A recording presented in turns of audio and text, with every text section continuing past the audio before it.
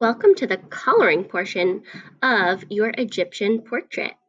You can see that I started coloring some of the Egyptian headdress, and today we're going to talk about our goals for coloring.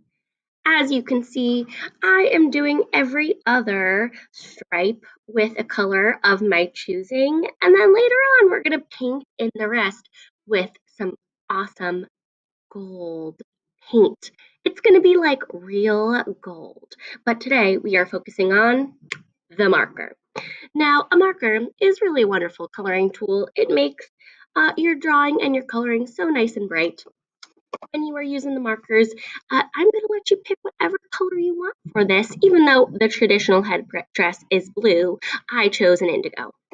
Uh, my strategy for coloring is that I started in the middle and I went all the way down one side, and I'm coming back to the middle to go all the way down the other side.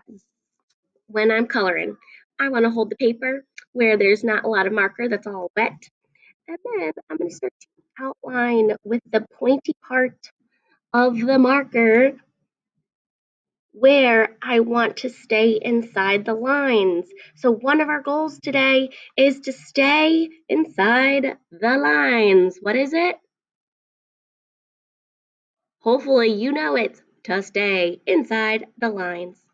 Then, once you outlined, here is how you can fill it in with no white spots, but also save your time. There is a wider part of the marker down this side. It's almost like the side of the triangle. You're going to tip your marker and use that flat part to be able to color thicker than if you just used the pointy part of your marker to color the whole thing. It's going to take much less time.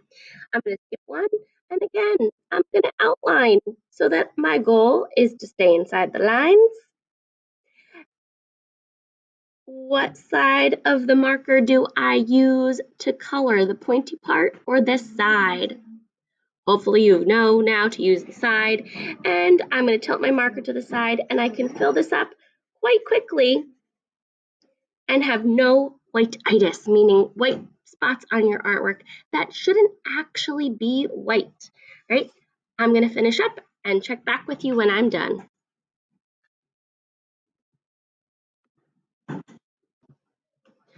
I'm almost finished coloring the stripes of my Egyptian portrait. I wanted to show you a few more things. When I'm outlining, I'm going really slow. I turned my paper so that I can really easily get to the part that I want. And I'm really taking my time outlining because that's the careful part. Also, when I'm coloring with my marker, I'm coloring back and forth in one direction. So I'm choosing a direction and slowly coloring my marker back and forth. Coloring is really not a race, right? It's something that if you take your time, you can do really well at. Right? At this point, I finished up with all my stripes, and I'm just going to color the one last piece of my headdress across because the rest of our portrait is going to be painted in gold. And I outlined with what part of the marker? What part of the marker do I outline with? The point or the side? Hopefully you know that you outline with the point and then you color in with the side, going slowly back and forth in one direction. And there you go. That's how you're using your marker for your portrait.